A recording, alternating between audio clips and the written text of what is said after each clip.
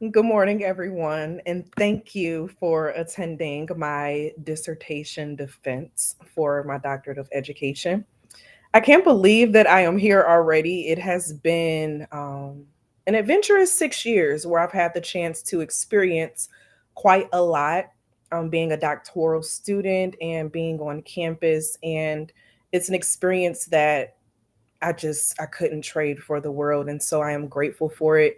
I'm grateful for all of you all for being here today, as it means a lot to me, because if you are here, then it means you have had an impact on myself, my upbringing, my career, or my personal life in some way.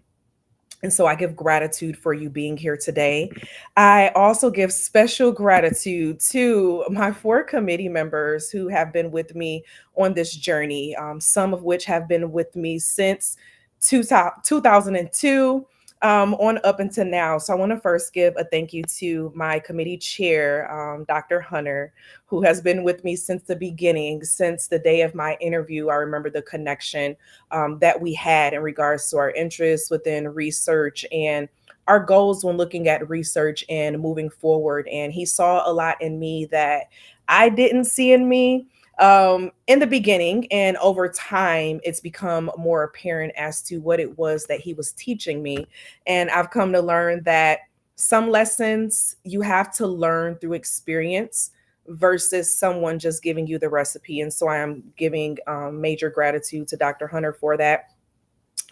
Then Dr. HP, my methodologist, I give such gratitude for you as well. You have been so supportive over the course of this 6 year period, helping me get a better grasp of the qualitative methods, the process. You didn't judge me. I didn't feel put down or bad about myself after receiving feedback from you.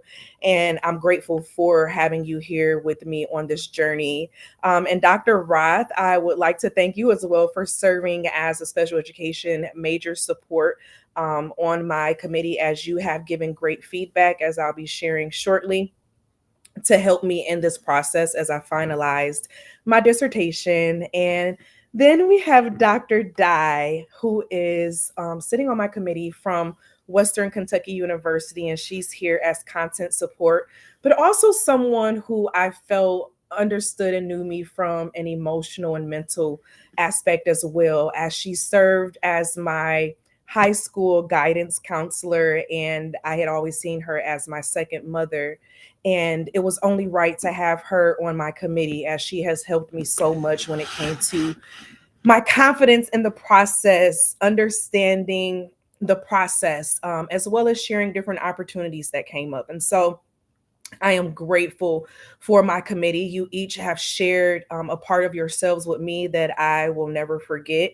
And it has helped shape me in this research that I am excited to share with you all today. And before we get into the bulk of everything, I give gratitude to everyone who has crossed my path. I give gratitude to our higher power. I give gratitude to the ancestors who have come before me, who made it possible for me to be here today. I give gratitude to my family, my committee, my friends, my colleagues, as well as my students, who were always a major support system. My students are calling me doctor before I've even made it to this point. And so they have helped with this manifesting process. And I am very gracious for it all. And so this is our agenda for today. It looks like a lot, but it won't be too much.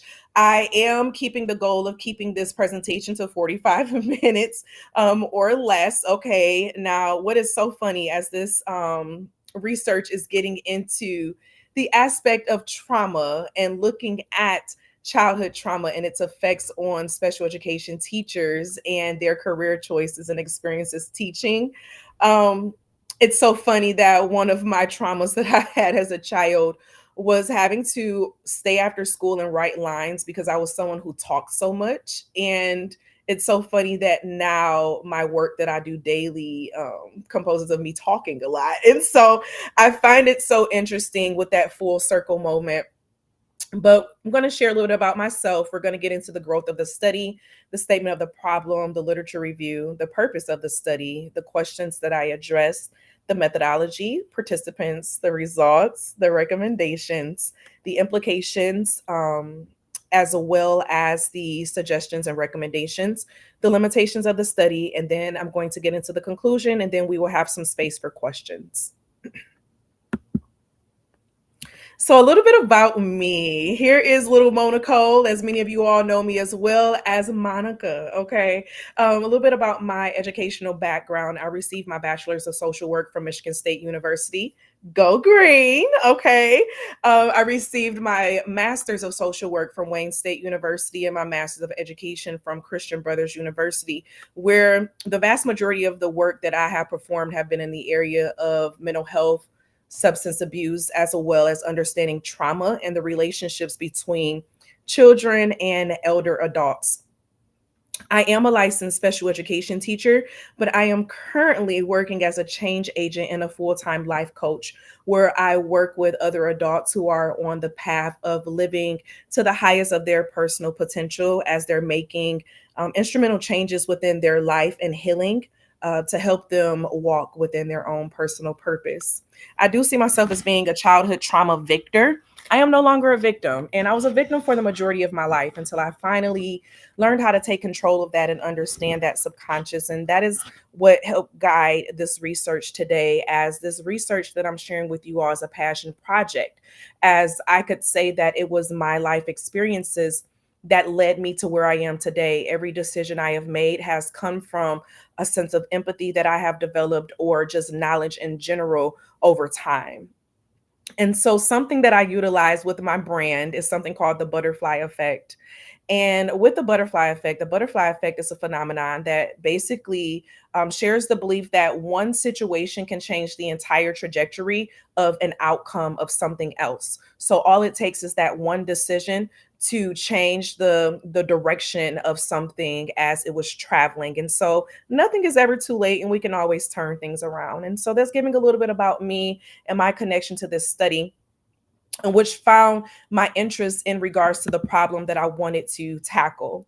But before I got to this place, I had to be able to receive feedback from my committee, in which I am ever so grateful for. Okay. And so, one of the pieces of feedback that I had to make sure that I addressed was the energy of being affected and impacted. When we think about something affecting, we think of cause and effect. And with that energy, it is basically saying that it can be guaranteed and it's a definite that it affected this outcome versus it had some level of impact on it, okay, or an influence. Also, the aspect of humanizing participants. So, before I got to this point in my study, I also included the aspect of students who had ADHD. And one thing that I found after receiving feedback from my committee was the aspect that I focused a lot on the diagnoses and the background of the diagnoses and what it meant to have this ADHD and its connection to trauma. And I took the feedback of humanizing participants and removed that portion and wanted to focus more on the experiences of the teacher, as it's something that we don't quite see often inside of the literature, as we see a lot of work on with these students, but when it comes to the needs of the teacher and the experiences of the teacher, I wanted to hone in on that, which then goes into the generalization of making sure that I didn't generalize my results versus understanding with this case study energy that is only going to focus or relate to a certain group of individuals versus wanting to generalize the energy of trauma. Trauma, as you're going to learn as we get into the literature review, is that it's something that can only be defined by the individual. An individual has to see something as being traumatic for it to actually be defined as traumatic. And when I came into my program, I had this idea in my head that if this person went through something like this, or they had this happen, or they had a absent parent, so on and so forth, then they automatically were in a traumatic experience. And what I have come to learn from this research and working with my committee has been that I can't generalize trauma, as trauma is something that has to be defined by the individual. And supporting evidence. And this is something that I was recently sharing with my current collective that I work with in my coaching work, in regards to supporting evidence. There would be times when I would make statements and I would know it to be true because I've been in this work for so long, since 2006. And so, with me being in this work for so long, I know this to be true, but I still needed to find supporting evidence to show that there's evidence inside of the literature that also connects to what it is that I am saying. And so that is a lesson that I had to learn over the course of this journey as well. Is yes, it's something that I came up with, but it's okay to also add in those resources of others who also have shared the same thing. And last but not least, what is my primary focus of the study? I was simply doing too much, okay? And I had to be put through the process of removing certain things to get to the foundation of the study of what it is that I really wanted to focus on. And so that is what has brought us to this space here today.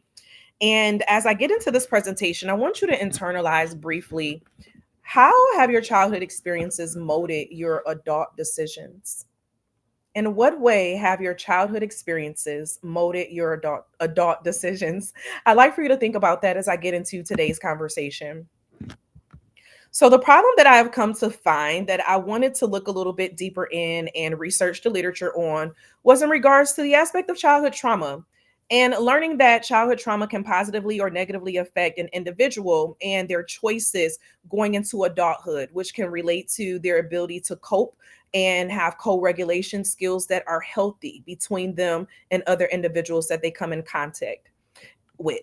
In the special education field, more specifically, there's an increased chance that teachers who engage with students who may potentially trigger them, there's a stronger need for healthy co-regulation skills as well when we are looking at this as a problem as an overall. So with understanding that the childhood trauma can have an effect whether positively or negatively on the decisions of an adult, which also includes our special education teachers, and knowing that this can sometimes be triggered. So I wanted to see, how can this be explored? What may be going on in the aspect of how childhood trauma has influenced special education teachers, um, and their decisions that they've made, as well as their teaching experiences when it comes to co regulating their personal needs as well as the needs of their students in a healthy manner.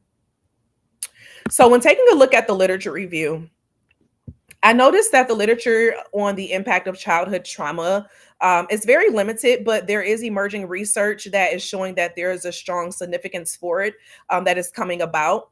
And so, with that, it's an understanding that 1 in 5 children is going to experience a traumatic event before the age of 16, with manifestations that can show up in the school settings, especially if that trauma goes unaddressed. Okay. And so, if trauma goes unaddressed, it can show up into your childhood and into your adulthood and manifest through your decisions and your behaviors. But having an understanding that childhood trauma doesn't have to result in negative outcomes. It can also motivate an individual to pursue more of a helping profession or to positively influence society as a result of the experience that they went through as well. So, children who receive therapy or individualized intervention supports for trauma, they tend to find to cope and utilize their experience for their personal growth easier to manage, because in the therapy and the individualized intervention services, they're able to receive skills, they're able to receive actual tangible steps that they can do and take that is tailored towards their personal needs, for them to be able to address what they have identified as being traumatic in their life. Now, when it looks at the aspect of trauma in general, trauma is identified as an incident that has happened in an individual's life that can create tremors, nightmares, um, unresolved feelings, negative feedback, as well as flashbacks of the event. And it has to be something that an individual has identified as being traumatic because it is affecting them as they continue to go along within life. It's something that it can be seen as being traumatic. Now, unaddressed childhood trauma can lead to difficulties when it comes to managing the responses to trauma, as well as engaging in the dangerous behaviors and experiencing the mental health issues as you go into your adulthood. Now, childhood trauma significantly influences special education teachers' decision making and their teaching experiences. Um, whether if it's a positive development or a negative development that has been shown through the research. Now, the secondary trauma that is also added on top of that is something that is common within the K through 12 educational system and with special education teachers who may work with students who have disruptive disruptive behaviors, basically, that can be a manifestation of their own personal disability or other traumatic experiences, which can manifest with similar results. And so, teachers who have a history with childhood trauma report feeling less resilient and they experience higher burnout rates because of this. Now, when looking at all of this, further research is necessary to understand the complex interplay between childhood trauma, the career choice, as well as the professional experiences inside of an educational setting. So, the purpose of this study, after diving deeper into into the literature, I wanted to address three different research questions, okay? But before I got to the research questions, I want to share what the purpose of the study actually is. So, first is to learn how childhood trauma impacted the career choice of special education teachers, learn how special education teachers manage and regulate their history of trauma, learn how special education teachers' history of trauma impact their teaching experiences, which then turned into these three research questions. How do special education teachers' personal trauma influence their decision to teach in K through 12 schools? How do special education teachers' history of trauma influence their interactions with students? And three, how do special education teachers manage their history of trauma while working with students? So, the conceptual framework that served as a foundation of the study today is contemporary trauma theory. Contemporary trauma theory was developed back in the 1900s through the work of Sigmund Freud and his work on post traumatic stress disorder. That was then evolved through Sandor Ferenczi's work, who worked as an associate to Freud, and he took it a little bit further within the work of psychoanalytical work. And then Judith Herman came about and further developed it into the contemporary trauma theory through her work in understanding trauma. Okay. And so, with her work in understanding trauma, she developed the concept of the five components of contemporary trauma theory. And those components are disassociation, which looks at how an individual defines themselves in relationship to the trauma. So, this is where they define their personal tolerance negotiation of what does the trauma mean? What is the definition of the trauma? How does the trauma affect them? Is it affecting them negatively? Is it affecting them positively? How do they define themselves in response to this trauma? Which then goes into their attachment, in which it says that your attachment style can be affected by the traumatic experiences that you have gone through, as well as it has a strong influence on your interpersonal relationships and your communication and connections to other people.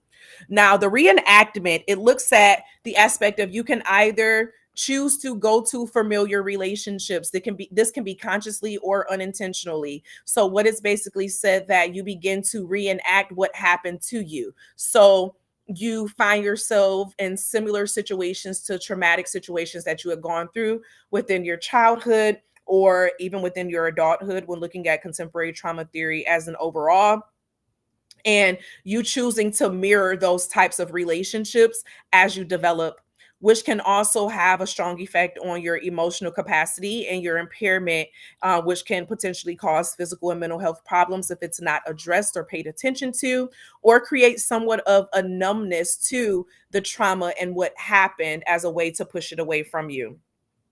But all in all, it can have long-term effects on you into your adulthood, which can impact the development of you and the decisions that you make as you go into your adulthood. And so this is serving as the foundation of the study today.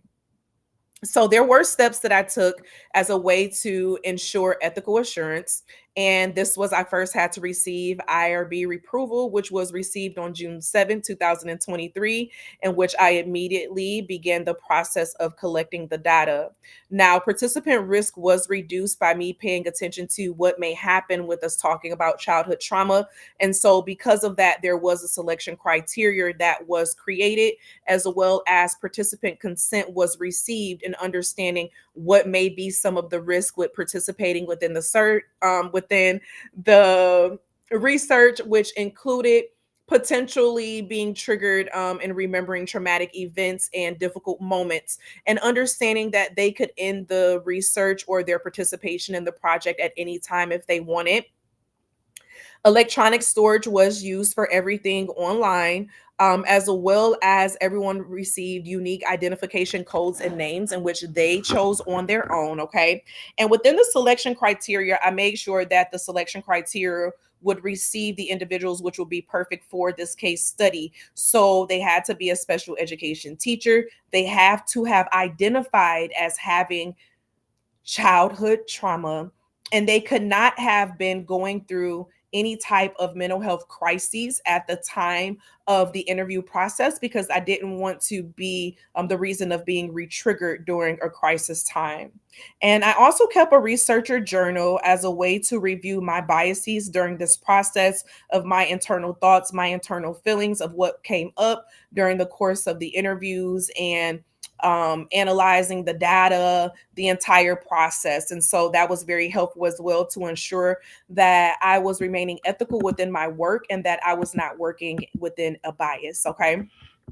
And so the methodology, which looks at how I went about the process of my research. And so I use a qualitative research method, which then going into the case study research design, because I wanted to look at groups of special education teachers who have identified as having childhood trauma.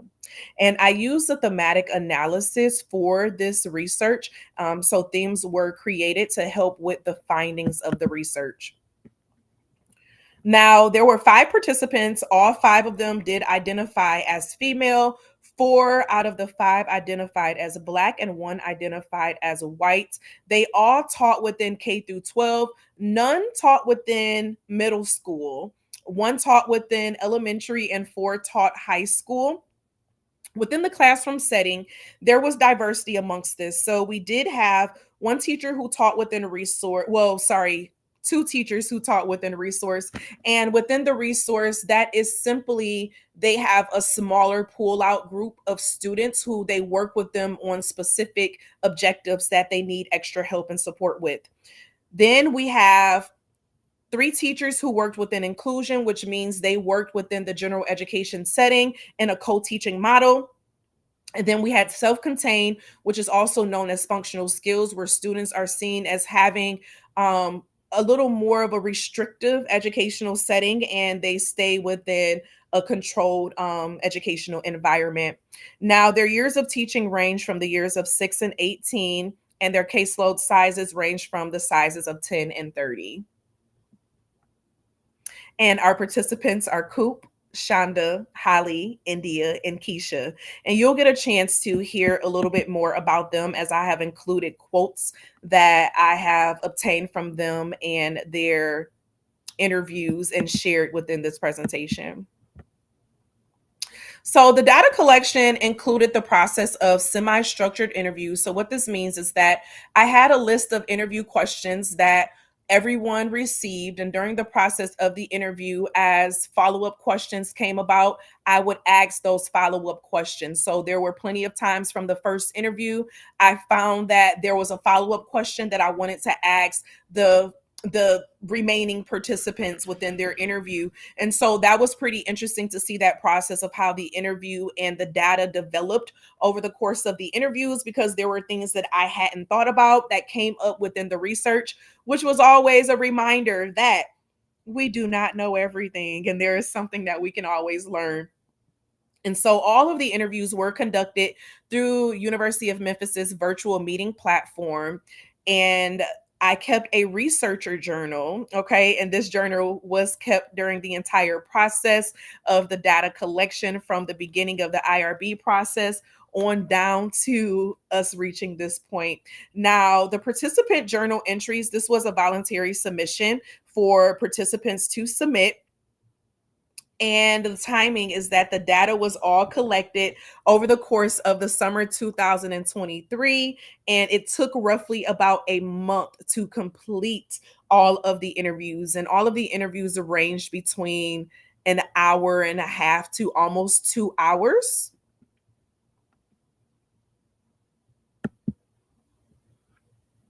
So when it comes down to the aspect of how I analyze the data, starting off, I received participant approval. So there was member checking that was included to ensure of the entire process of ensuring that I utilize the process of removing any type of bias and information was backed up. And so everyone, they approved of their data. Anything that they felt needed to be added, they were given the opportunity to add that in.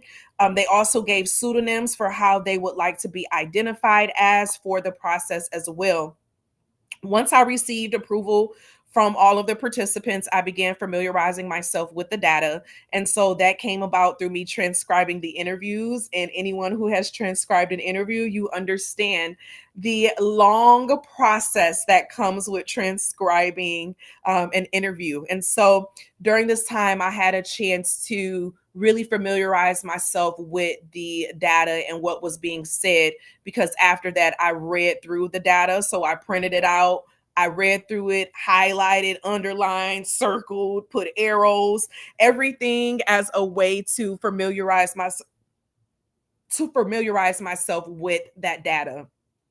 And so that took me into that initial coding, which was more of a structural coding, where I categorized and organized my data based on the patterns of what was received and the information that was being looked for. And so there was a theme development that occurred after the codes were created to help with the key findings of the data.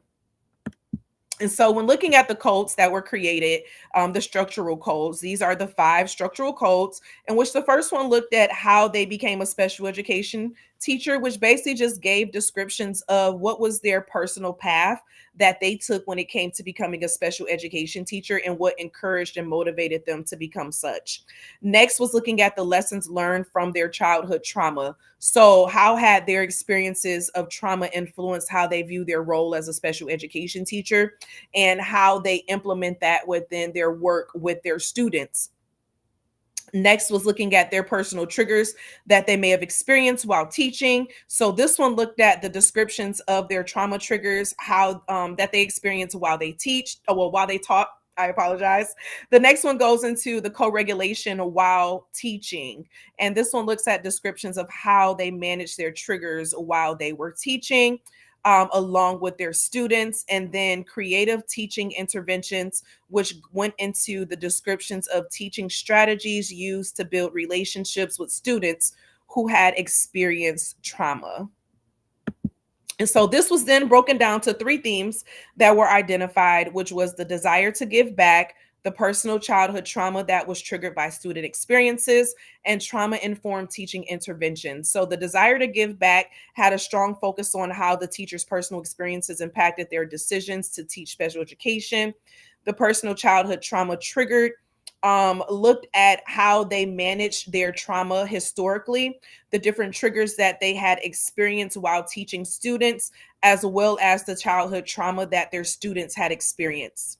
The next one looked at the trauma informed teaching interventions, and this one focused on how the teachers viewed trauma informed care and how they implemented classroom interventions to create a supportive learning community for their students and self. So when we break those themes down into the sub themes that were created under desire to give back, there was a strong focus on how they were led to teach, as well as there was a theme surrounded by them feeling like they felt like it was a calling. Okay. which then went into the personal childhood trauma triggered by student experiences that focused on trauma management and triggers, which were shared by all special education teachers in the study, as well as the analysis of student trauma and the behaviors. And then lastly, we had trauma informed care and teaching interventions, which focus on the importance of awareness as well as the proactive engagement when working with students. So, importance of awareness of trauma and the proactive engagement when it comes to working with students and the co-regulation. And so that's where our results stem for within this study. So now we are going to get into the study or the findings. And so, when looking at the desire to give back, personal experiences and passion had a strong implication on what led special education teachers to choose special education overall. It was found that 4 out of 5 special education was not their original career choice, in which we can also say 5 out of 5, as Shonda was the special education teacher who she was in education, but she was not expecting to teach special education until she had the chance to experience her student teaching. And so that's when she shifted to special education. And so India shared, I was thinking of other parents. Someone needs to be there to tell them the whole truth and what I didn't get. And so it was her personal experience of having a child who had ADHD and her experience of being on the other side of the spectrum and feeling like she wished she had better support from the special education department, that she wanted to utilize that experience that she went through as a way to um give back basically and to be that teaching spirit. And Shonda, she felt like it was more of like a purpose, and other special education teachers also felt like that energy of giving back as well. As you can see, I've spread them out to share a little bit about them all. And so special education teachers shared that various motivations, which also included helping children that face disadvantages, as well as personal traumatic experiences that dealt with their personal family members and their former teachers, that had a strong impact on them choosing to teach, which means various traumatic experiences that they went through that felt that it was part of their calling to give back. And so Holly said, that just feels so good that I'm making that difference that someone did for me, as she recollected on her experience in high school, as she experienced bouts of homelessness and different traumatic experiences from her caregiver. And with that, how it affected her in having a teacher that could be like a home away from home to help her through that experience. It felt good to her to be able to give back and to be that same thing for her students. Now, with Keisha, she shared, I knew that was for me. I like helping people, and that just seemed like it was totally for me. And this was something that she felt when she took her first special education class, in which she fell in love with special education, and she made sure that she took every special education class that she could take so that she could internalize how she could best support the community and the work that needed to get done. And so she said she always had loved helping people, and so she had a strong desire to want to give back and to help the next generation. And so it was also given from special education teachers entering special education through alternative routes, such as Teach for America and different certification programs, and that desire to give back. And so that connected a lot to Coop, because Coop always wanted to be a school psychologist and she wanted to be able to test kids. I figured if I did special education, it could give me better insight when I'm testing kids. And a lot of her experiences stemmed from her brother's experience within special education as she was growing up in foster care with him and seeing how he had behavior concerns and problems. And she was able to pinpoint that if he's misbehaving, and he's having a problem learning, there has to be some type of connection with him misbehaving and things that he's gone through and his learning. And so she wanted to give back by looking at the psychological cognitive aspect of children and the growing up. Now, when looking at personal childhood trauma triggered by student experiences, okay, special education teachers manage childhood trauma through therapy, anger management, support, journaling, and music therapy. So it was identified that all special education teachers in the research process shared that they had managed their trauma through attending therapy or anger management support, journaling, or music therapy as a way to calm themselves. Okay. And so Keisha shared, my instruction is more therapeutic. I'm being focused on aspects of things that really help you. So I get to teach those things that help me too. And this is something that she noted, that the things that she's come to learn that help her, as she's able to work in a resource setting, she's able to offer that same emotional and mental health support for her students who may be triggered and need that extra support in order for them to show up properly within class and the full experience in the classroom. Trauma triggers experienced by special education teachers included student behaviors like aggression and profanity, leading to depression, anxiety, and panic attacks. And so India shared, my hand would be shaking because I'm thinking I'm in survival mode. As she thought about the moments that she shared with students that were more aggressive, where she had students who tried to fight her, and it put her in this fight or flight phase in which she was being triggered by her personal childhood experiences that she had gone through with her mother, and how that affected her when the students would react to her in that way. And she felt like she had to go into a fight or flight phase because she felt like she was not supported in the manner that she needed to be supported in. Students' traumatic experiences were influenced their behaviors, which included hyperactivity, their focus issues, as well as defiance in the classroom. And Holly shared, it is incredibly difficult to completely understand where somebody is coming from or how it is affecting them if it is something you have not experienced yourself. And so, one thing she came to feel that when she would engage with students who had experienced similar traumatic experiences that she went through, she felt like it enabled her to connect more with that student because she knew what it felt like to be in the place of that student. But she also came to the place where she came to learn that just because they both had gone through the same experience, it does not mean that they both looked at the experience the same. But she felt like it allowed her the opportunity to see through from another angle that other individuals may not be able to understand, that, hey, this child is acting up like this because they were unable to have a full night's of sleep last night because they were sleeping in a car. Okay. Shonda shared he uses that to his advantage sometimes, as she recollected on one of her students who he witnessed both of his parents be killed.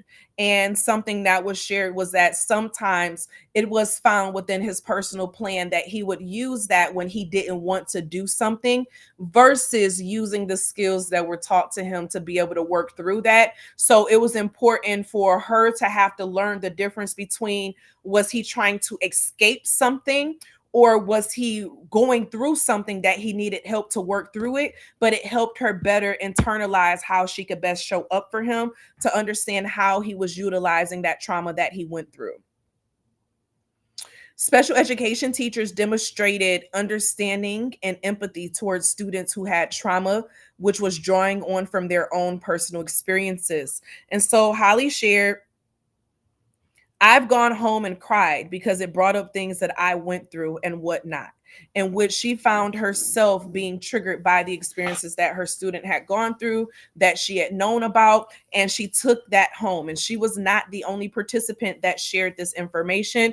This is just the quote that I'm sharing for this part of the results information. And so, when it comes to demonstrating the empathy and how their relationship and experiences had related to their students, it had a strong impact on how they coped with it and had to co-regulate in the space as well. And so Coop shared, it kind of helped me to recognize some behaviors, but I do not feel like it really impacted the way that I loved on them or corrected them. And this comes down to when she was asked, does she feel that it was easier to work with students if you knew the trauma that they had gone through. And from her perspective, she felt that if she treated every student as if they needed extra support and extra help and extra love, then it didn't really matter if you knew what traumatic experience that they went through or not, versus you just having an understanding that they need something. So understanding what it is that they need, and let's identify what you need and put it all together. And then our last one looked at trauma informed teaching interventions. And so special education teachers emphasize self management and preventive methods for teaching, with using classroom interventions to create a supportive environment. And so they had a strong emphasis on creating things that they could use as a way to help within teaching, whether if it was through different interventions, classes, activities, rotating activities, best using their time. They made sure to be flexible. And now, although none of them were formally trained within trauma informed care, they all felt that incorporating trauma informed care principles into their teaching practices was very helpful. And they were incorporating those practices, even if they were done unintentionally. They were incorporating various practices that they looked at as an assessment of the needs of their students, and they would incorporate the various needs for their students, which were tailored to their individual needs. And that included flexible schedules, being able to stand up and work, being able to work in smaller groups, being able to work in other classrooms, working with certain staff members. It was various things that they would put into play, engagement activities for students to be able to cope and work with what it is that they needed at that time. Holly also had it where students were able to water the plants in her class. She had various play balls that they could play with. They were able to color in the classroom. As well as Coop had like a rubber band of strings along the chairs for her students who had a lot of hyperactivity, who would have to always touch something or be moving. They were able to pull the bands on the chair to stay focused as well. So they were able to identify other ways that they could incorporate into the classroom to be trauma informed with working with the students. And so collaboration with colleagues and support staff also helped special education teachers when it came to managing their triggers and providing effective interventions. And this included sending the students with other teachers when needed. For the teachers who worked in more of a secluded space or within a functional skills space, they were able to have their classroom aides help them as well with the management and the needs of the classroom. And so when we're looking at all of this now, going into the implications, and what does all of this mean basically, okay? And so I've broken this down into what this means for special education teachers, what this means for administrative staff, and also what does this mean for preparation programs and future research. So when we're looking at it from special education teachers, it brings about an increased interest in trauma informed care in general, as this study highlights the need for more attention to be given on the experiences of special education teachers in general, to help with understanding and managing their trauma triggers within the school settings. But then also learning to regulate your personal needs is very helpful when it comes to co-regulating the needs of the special education teachers, students as well, to be able to work with both. The next is also looking at advocacy and reflection. So the research encourages special education teachers to reflect on their experiences and advocate for themselves and their students, which helps foster a supportive environment for both.